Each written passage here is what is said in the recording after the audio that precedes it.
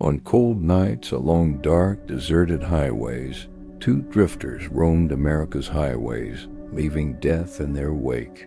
Amongst them, one of the most notorious criminal was Otis Toole, a killer so depraved that his name still evokes terror. This is the story of the Cannibal Drifter. In the shadows of Jacksonville, Florida, in 1947, a haunting tale began. Born into a nightmare of poverty and abuse, Otis Toole's early life was steeped in despair.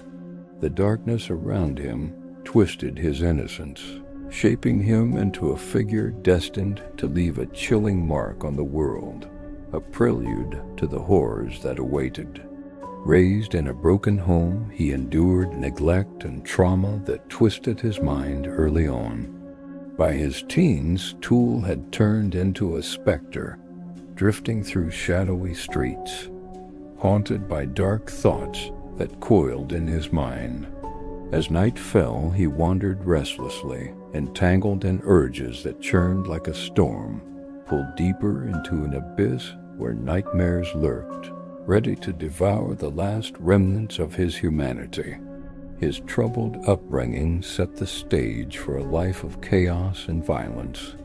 In the shadowy depths of the 1970s and 1980s, Toole became a nomadic predator, drifting like a ghost through America's desolate landscapes. With each stop, he left an unsettling mark, as if the ground trembled beneath him. Darkness followed him, a specter in search of his next victim, haunting the towns with silent dread. His crimes were erratic and brutal, targeting hitchhikers, runaways, and strangers. He confessed to dozens of killings, using strangulation, stabbings, and even arson. Most chilling were his claims of committing acts too horrific to fathom, leaving a trail of fear wherever he went. Toole's sinister darkness intertwined with that of Henry Lee Lucas, a notorious killer, creating a chilling alliance that thrived on violence and despair. Together they formed a deadly duo, roaming the country and leaving a string of unsolved cases. Their partnership was a waking nightmare, a twisted union where Toole and Lucas thrived on each other's darkness, fueling a terrifying cycle of violence that echoed through the shadows. Each encounter was a descent into madness, with the air thickening around them as their malevolence seeped into the very ground they tread upon. The precise number of their victims may be debated, but their chilling legacy instilled fear in communities and haunted law enforcement for years, challenging investigators at every turn.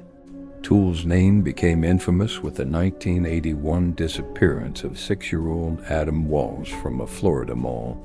The case gripped America, sparking a movement to protect missing children. Toole confessed to the crime years later, though his confession was inconsistent and evidence was scarce. The uncertainty surrounding Adam's fate cemented Toole's legacy as a symbol of unspeakable evil. Arrested in 1983, Toole confessed to numerous murders, though his shifting stories frustrated investigators.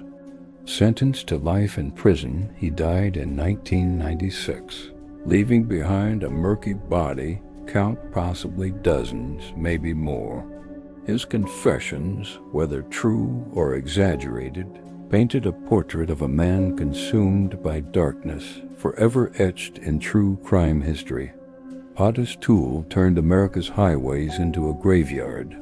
His story reminds us that evil can wander unnoticed. The Drifter's darkness. For an even deeper dive into the darkest corners of true crime, make sure to like, subscribe, and tap the bell. You won't want to miss the next harrowing tale. Prepare to be truly shocked by the chilling story of the next killer.